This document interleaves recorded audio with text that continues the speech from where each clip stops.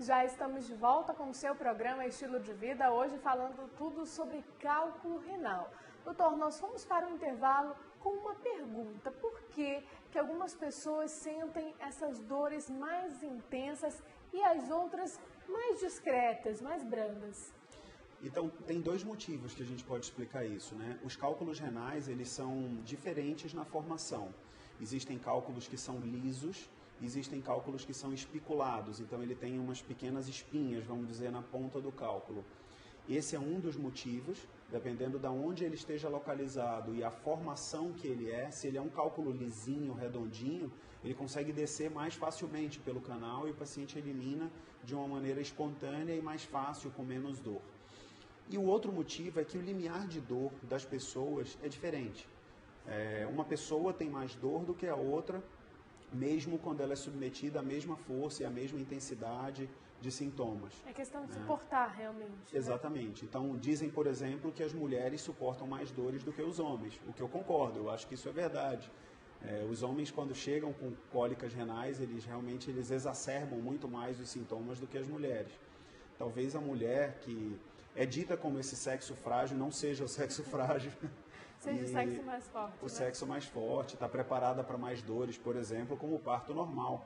É uma dor, e até a gente sempre compara a dor do parto normal, que é você conseguir fazer com que a criança nasça, semelhante à dor de eliminar um cálculo no ureter, que é o caninho da urina. Então é uma dor muito intensa. O paciente chora de dor e você tem que fazer analgésicos, que são remédios extremamente fortes para melhorar. Agora, é possível ter o cálculo renal e não sentir dor? Sim, é possível, completamente possível. Os cálculos, dependendo da localização, eles não doem, né? Se forem cálculos pequenos ou até mesmo cálculo grande, mas que não esteja obstrutivo, ou seja, não esteja impedindo que a urina seja eliminada até a bexiga e até o meio externo, ele não vai causar dor. A partir do momento que ele tem qualquer grau de obstrução, ele causa muita dor. Doutor, tem outras participações através do nosso WhatsApp. Quem mandou pra gente foi o Gustavo, do Parque 10, aqui da capital amazonense. Gustavo, um beijo para você, obrigada pela participação. Ele diz assim: eu tenho um rim, só um rim. Quais são os cuidados que eu devo tomar? Então, existem pessoas que nascem somente com um rim e tem outras pessoas que perdem um rim durante a sua vida, seja por acidente, seja por tumores ou por outro tipo de problema, outro tipo de doença, exclusão renal por outro tipo de problema.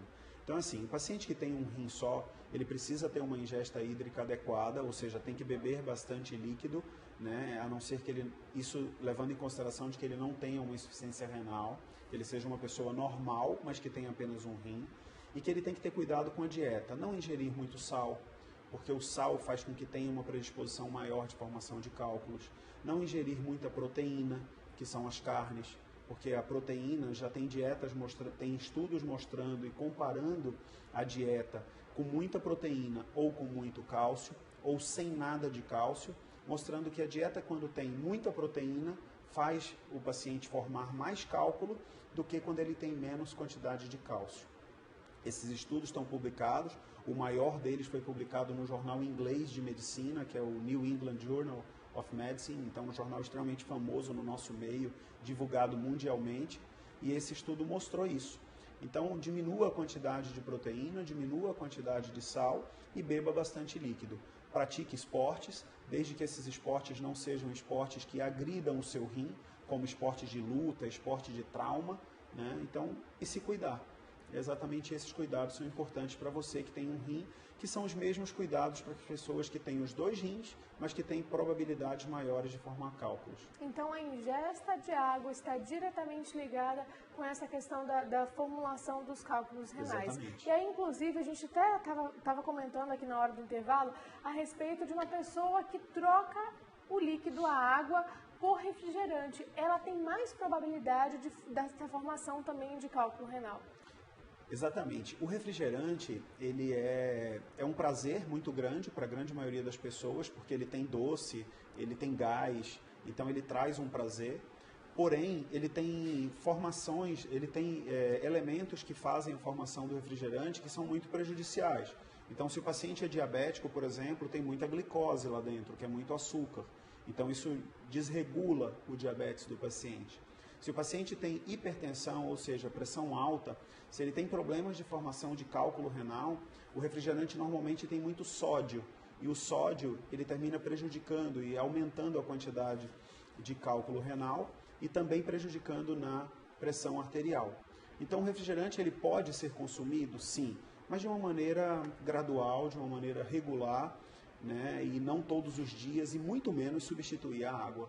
Nada substitui a água, porque a água não tem esses componentes que prejudicam a nossa saúde. Pelo contrário, né, 60% do nosso organismo é composto de água. Então a gente precisa beber bastante água para que ele seja mantido de uma maneira saudável.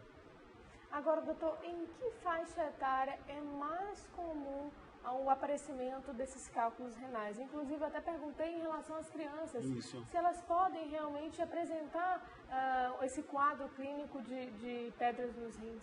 Sim. Os cálculos renais eles podem aparecer em qualquer faixa etária. Tá? As crianças podem ter cálculos renais, geralmente são crianças que têm problemas metabólicos para a formação de cálculos, ou são problemas de malformação anatômica. Por exemplo, existe uma doença chamada estenose de Jupe, que é a junção ureteropiélica, é a junção do rim com o caninho que elimina. Então, ela é uma junção fechada, como se fosse um caninho entupido. Essas crianças formam mais cálculos, elas têm mais problemas. Agora, respondendo a sua pergunta, em que faixa etária se forma mais cálculos, é entre a terceira e a quinta década de vida, ou seja, entre 30 e 50 anos. É onde mais existe a formação de cálculos renais. Inclusive, esse é um dos fatores de risco, né? Também Exatamente. ligado, é claro, com a genética de fator hereditário. Exatamente. Então, por exemplo, se a minha mãe ou meu pai tiver passado por essa situação, necessariamente eu tenho que ter, ou tem alguma forma de prevenir? Não, na realidade, assim, não obrigatoriamente, se os pais tiveram, os filhos também terão.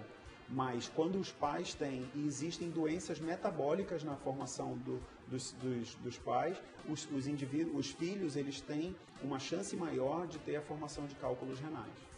Doutor, tem uma participação aqui também através do nosso WhatsApp, do Nafer, aqui da capital amazonense. Ele diz assim: tem algum remédio que combata todos os problemas renais? Não. Quem dera, né, doutor? Esse remédio seria um remédio milagroso, né? Na realidade, ele não existe. Então, existem pelo contrário, existem remédios que prejudicam e que levam a pessoa a formar mais cálculos renais. Então, existem algumas medicações que levam a essa formação. Por exemplo, alguns tipos de diuréticos. Existe um diurético chamado furosemida, por exemplo, que ele estimula bastante a perda da urina, né? Ele é utilizado para tratamento de hipertensão ou de algum tipo de insuficiência renal e ele pode estimular a formação de cálculos. Então, todos os remédios, eles têm efeitos colaterais. Eles têm uma ação benéfica para a sua saúde, mas ele também tem uma ação maléfica. É claro que nem todas as pessoas vão sentir esses efeitos colaterais. Tem que ter muito cuidado. O meu conselho para a população que está nos assistindo é assim: não se automedique. Não é porque o seu vizinho tomou o remédio A, B ou C que o médico receitou que você também pode tomar. Procure seu médico, procure assistência para que ele possa fazer um tratamento específico para você. Né? Você não pode tomar um remédio que foi passado para outro paciente, porque a sua composição, a sua doença, ela não é igual a dos outros. Ela é semelhante. Agora, doutor, se a pessoa já teve um histórico de cálculo renal, conseguiu tratar, pode voltar novamente? Sim. O índice de recidiva, né, que é a reformação de outro cálculo, ele é extremamente alto.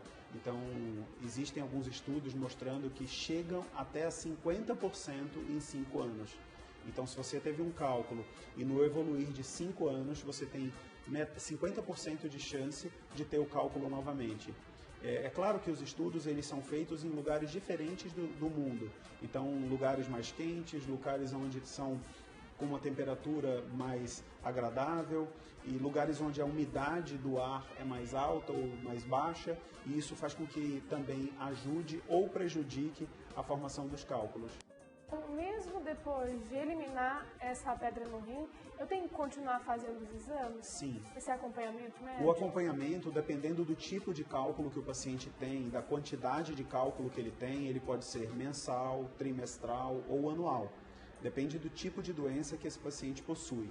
Um paciente normal que teve um episódio de cálculo renal e que conseguiu expelir naturalmente, se ele fizer uma consulta com um urologista ou com um nefrologista uma vez por ano, é suficiente para ele fazer os seus exames de urina, exames de sangue, exames de imagem como a ultrassonografia ou a tomografia, para ver se ele tem novos cálculos ou se está em formação de novos cálculos.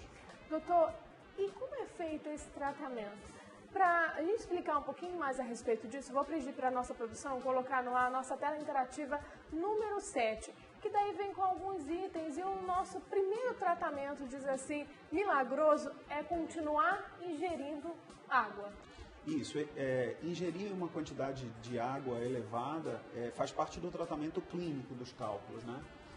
Existem outros tratamentos clínicos, então os analgésicos, que são remédios que aliviam a dor em diferentes intensidades, né? Existem analgésicos mais leves, analgésicos mais fortes, então eles precisam ser adequados ao tipo de problema que cada um dos pacientes tem. E tentar fazer uma dieta regular, com pouco sal, com pouca proteína, né? E uma coisa extremamente importante, que durante muito tempo se confundiu no tratamento do cálculo renal, é que se achava que se você diminuísse a quantidade de cálcio na dieta, você formava menos cálculo. E na realidade isso aí não é verdade. Se você diminuir a quantidade de cálcio na dieta, hoje os estudos mais modernos e com grande quantidade de pessoas no mundo, como esse que eu citei, por exemplo, do Jornal Inglês de Medicina, eles mostram que o paciente forma mais cálculo, porque existem algumas enzimas, algumas formas no próprio organismo que vão captar cálcio do osso e formar mais cálculo renal.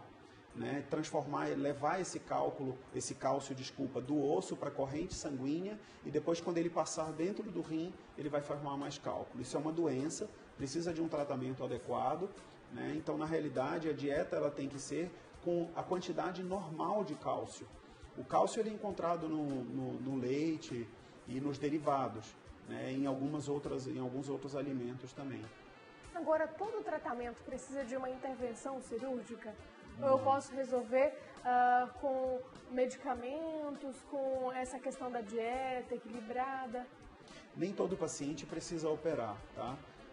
Alguns pacientes, eles conseguem expelir o cálculo espontaneamente, ou seja, eles eliminam o cálculo espontaneamente pela via urinária, e outros pacientes não conseguem. Esses pacientes que não conseguem, você pode lançar mão de alguns tipos de tratamento.